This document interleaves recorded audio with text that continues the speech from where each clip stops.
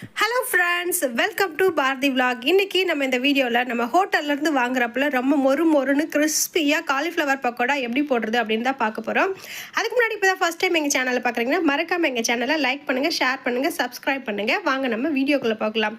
இதுக்கு பார்த்தீங்கன்னா நான் ஒரு பெரிய சைஸ் காலிஃப்ளவர் வாங்கி சின்ன சின்ன பீஸாக கட் பண்ணி நான் தட்டில் வச்சுருக்கேன். இதை நம்ம சுடு தண்ணியில் நல்லா ஊற வச்சுக்கணுங்க. தண்ணி நல்லா சூடு பண்ணிவிட்டு இது பார்த்துல ஒரு கிண்ணத்தில் ஊற்றி ஒரு 10 நிமிஷம் போல் இதை நம்ம ஊற வச்சுக்கணும். அப்போ தான் அதில் இருக்கிற அந்த புழு குட்டி குட்டியாக இருக்குங்க, அது போயிடும். அதில் நம்ம ஊற வைக்கும்போது கல் உப்பு கொஞ்சம் சேர்த்துக்கோங்க. நான் பார்த்தோம்னா ஒரு கடாய் எடுத்து மாவு நான் ஆல்ரெடி பக்கோடாக்குன்ட்டு அரைச்சி வச்சுருக்கேங்க. உங்ககிட்ட அந்த மாதிரி மாவு இல்லைன்னா நீங்கள் 1 கப் அளவுக்கு அரிசி மாவு எடுத்துக்கோங்க, 1/2 கப் அளவுக்கு கடலை மாவு எடுத்துக்கோங்க, ஒரு 2 ஸ்பூன் அளவுக்கு பார்த்தீங்கன்னா மைதா மாவு சேர்த்துக்கோங்க. அதில் வேறு எதுவும் இல்லை, அந்த மாவு தான் நான் போட்டிருக்கேன். அது கூட பார்த்தீங்கன்னா 1 ஸ்பூன் அளவுக்கு காரத்துக்கு மிளகாத்தூள் போட்டிருக்கேன், 1/2 ஸ்பூன் அளவுக்கு மஞ்சள் தூள் போட்டிருக்கேன், 1 ஸ்பூன் அளவுக்கு பார்த்தீங்கன்னா கரம் மசாலா போட்டுக்கோங்க, ஒரு 1/4 ஸ்பூன் சிக்கன் மசாலா போட்டுக்கோங்க, 1 டேபிள் ஸ்பூன் அளவுக்கு இஞ்சி பூண்டு பேஸ்ட்டு போட்டுக்கோங்க. இந்த பக்கோடாக்கு பேஸ்ட்டே டேஸ்ட்டு கொடுக்குறதே பார்த்திங்கன்னா இந்த இஞ்சி பூண்டு பேஸ்ட்டு தாங்க. உப்பு ஆல்ரெடி நம்ம காலிஃப்ளவரில் போட்டு ஊற வச்சுருப்போம். அதனால் இந்த மாவுக்கு தேவையான உப்பை மட்டும் நம்ம தேவையானதை மட்டும் போட்டுக்கலாம். தண்ணி ஊற்றி நல்லா இது பண்ணிக்கலாங்க. நம்ம தண்ணி ஊற்றி கரைக்கும் போது பார்த்திங்கன்னா கொஞ்சம் கொஞ்சமாக தண்ணி ஊற்றி கரைங்க. ஏன்னா இது ரொம்ப தண்ணி ஆயிடுச்சுன்னா பக்கோடா சரி வராதுங்க. அப்புறம் பஜ்ஜி போல் ஆகிடும். நமக்கு எப்பயுமே கிறிஸ்பியாக இருக்கணும்னாக்கா நம்ம இதில் தண்ணி கம்மியாக தாங்க யூஸ் பண்ணணும் இந்த மாவுக்கு. அது மட்டும் இல்லாமல் இந்த மாவு இந்த கிறிஸ்பியாக வர்றதுக்கு ஒரு முக்கியமான காரணம் என்னன்னு பார்த்தீங்கன்னா, நம்ம அது மேலே ஒட்டுற பக்கோடா மேலே இருந்து அந்த லேயர் பிரிஞ்சு போகாமல் இருக்கிறதுக்காக நம்ம ஒரு 2 ஸ்பூன் அளவுக்கு கார்ன்ஃப்ளவர் மாவு நம்ம சேர்த்துக்கணும். அப்போ தான் இந்த மாவு எல்லாமே பார்த்தீங்கன்னா அந்த காலிஃப்ளவர் கூட ஒட்டி அது தனித்தனியாக பிரிஞ்சு போகாமல் கிறிஸ்பியாக கிடைக்கும். இது கூட பார்த்திங்கன்னா ஒரு 2 ஸ்பூன் அளவுக்கு இந்த மாவுலேயே எண்ணெய் சேர்த்துக்கலாம். இந்த எண்ணெய் எதுக்கு போடுறோம்னு பார்த்திங்கன்னா மேலே இருக்கிற லேயர் நல்லா கிறிஸ்பியாக வர்றதுக்காக தான் நம்ம எண்ணெய் ஆட் பண்ணுறோம். இது எல்லாத்தையுமே நம்ம ஒன்றா சேர்த்து நல்லா கலர் எடுத்துக்கலாங்க. இது கூட பார்த்திங்கன்னா டேஸ்ட்டுக்கு நம்ம லெமன் பிழிஞ்சு விடணுங்க. ஒரு பெரிய சைஸ் லெமன் அப்படி இருந்துச்சுனாக்கா நீங்கள் பாதி லெமன் ஊற்றிக்கோங்க. ரொம்ப லெமன் இருக்கக்கூடாது. லெமன் டேஸ்ட் சும்மா மைல்டாக தான் நமக்கு வரணும்.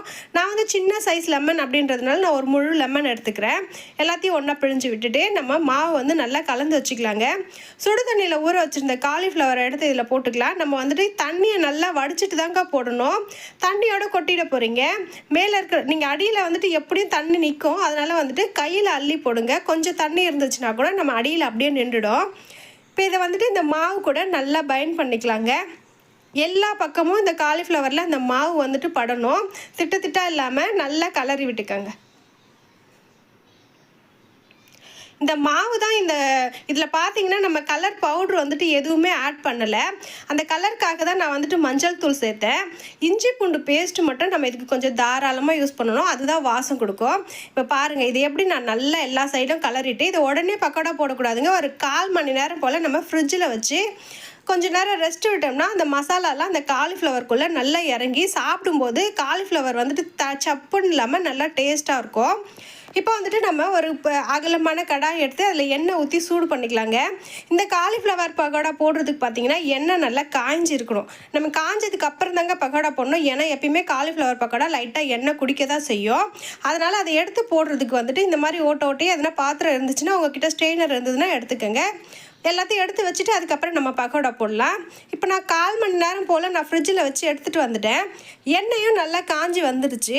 இப்போ நம்ம பக்கோடத்தை போட்டுடலாம். ஃபஸ்ட்டு ஒரு பக்கோடா போட்டு பாருங்கள். அப்படி எண்ணெய் உங்களுக்கு காஞ்சிடுச்சா இல்லையா அப்படின்னு தெரியறதுக்கு நீங்கள் முதல்ல ஒரு பக்கோடா போட்டு பார்த்தீங்கன்னா இந்த அளவுக்கு பபிள்ஸ் வந்ததுக்கப்புறம் நீங்கள் அடுத்தடுத்த பக்கோடா நம்ம சேர்த்துக்கலாம்.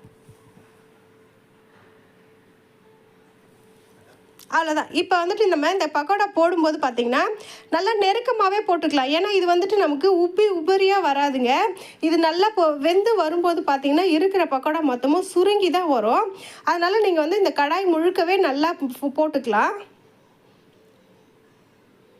எல்லா இடத்துலையும் போட்டுக்கலாம். இந்த மாதிரி பக்கோடா போட்டதுக்கப்புறம் நீங்கள் இந்த கரண்டி வச்சு இதை தயவு செஞ்சு கலரி விட்டுறாதீங்க. அப்புறம் மேலே இருக்கிற கோட்டிங்கெல்லாம் எண்ணெயில் தனியாக பிரிஞ்சு போயிடும். இப்போ நம்ம இதை போட்டுட்டோம்னா இது ஒரு 2 நிமிஷம் போல் அதுவே தானாக வெந்து வர வரைக்கும் நம்ம இதில் கரண்டி வச்சு கண்டிப்பாக கலரவே கூடாது. அது இந்த பபிள்ஸ் லைட்டாக இந்த பாரு இந்த போல் அடங்கி வரும்பொழுது தான் நம்ம கரண்டியை வச்சு கலரி விடணும். பாருங்கள், இப்போ வந்துட்டு இதில் இருக்கிற லேயரில் அது மேலே இருக்கிற கோட்டிங் எதுவுமே வந்து எண்ணெயில் தனியாக பிரித்து போகல. அப்போ தான் வந்துட்டு நமக்கு காலிஃப்ளவர் பக்கோடா எடுத்து சாப்பிடும்பொழுது அப்படி சாஃப்டாக இல்லாமல் நல்லா க்ரன்ச்சியாக கருக்கு முறுக்குன்னு இருக்கும். இப்போ பாருங்கள், நான் இந்த ஸ்டேஜில் தான் இதை திருப்பியே போடுறேன். அதில் இருக்கிற லேயர் எல்லாம் பாருங்கள் அப்படியே அதில் தான் ஒட்டியிருக்கோம். இந்த மாதிரி செஞ்சோம்னா தான் நம்ம பார்த்தோம்னா நமக்கு ஹோட்டலில் இருக்க அதே கிறிஸ்பினஸ் கிடைக்கும். அவ்வளோதாங்க. இது 2 வாட்டி நம்ம திருப்பி விட்டதுக்கப்புறம் நல்லா வேகணும். இது வந்துட்டு கொஞ்சம் லேட்டாக தான் ஆகும் வேகிறதுக்கு, பொரிஞ்சு வர்றதுக்கு. ஏன்னா காலிஃப்ளவரில் நிறைய தண்ணி இருக்கும். அதெல்லாம் சக் பண்ணிவிட்டு வெந்து வர்றதுக்கு எப்படியோ ஒரு 1/4 மணி நேரம் போல் ஆகிடும். நம்ம ஹைலியே தான் வச்சுருக்குறோம் கேஸை. இதில் வந்து நான் கேஸை சிம்மிலே வைக்கவே இல்லை. இது வந்து சிம்மில் வைக்கவும் தேவையில்லை. ஏன்னா காலிஃப்ளவர் வந்து ஈரப்பதம் அதிகமாக இருக்கிறதுனால எண்ணெய் குடிக்காமல் இருக்கணும்னு நம்ம ஹைலே வச்சு வறுத்துக்கலாம். அவ்வளோதான். இப்போ இது ரெடி ஆகிடுச்சு. பாருங்கள் எப்படி வந்துட்டு அந்த லேயர் வந்து பிரிஞ்சு போகாமல் அந்த காலிஃப்ளவர்லேயே ஒட்டியிருக்கு பாருங்கள். காலிஃப்ளவர் வந்துட்டு மொத்தமாக மூழ்கி அப்படியே வெளியில் மாவு மட்டும் தெரியக்கூடாதுங்க. அந்த போல் தெரிஞ்சதுன்னா அது நமக்கு பஜ்ஜி போண்டா போல் ஆகிடும். இந்த போல் காலிஃப்ளவரும் தெரியணும், அது மேலே இருக்கிற கோட்டிங்கும் நல்லா தெரியணும். அப்போ தான் பக்கோடா போல் நல்லா கிறிஸ்பியாக இருக்கும். அவ்வளோதான் ஃப்ரெண்ட்ஸ். நீங்கள் உங்கள் வீட்டில் செஞ்சு பாருங்கள். இது ரொம்பவே டேஸ்டியாக கிறிஸ்பியாக இருக்கும். இந்த வீடியோ உங்களுக்கு பிடிச்சிருந்ததுன்னா மறக்காமல் எங்கள் சேனலை லைக் பண்ணுங்கள், ஷேர் பண்ணுங்கள், சப்ஸ்கிரைப் பண்ணுங்கள். அடுத்த வீடியோவில் பார்க்கலாம். அடுத்த வீடியோவில் நான் ஒரு ஸ்வீட் பொட்டேட்டோ வச்சு ஒரு கொரியன் ரெசிபி ஒன்று செஞ்சு காமிக்கிறேன். அடுத்த வீடியோவில் பார்க்கலாம். பாய்.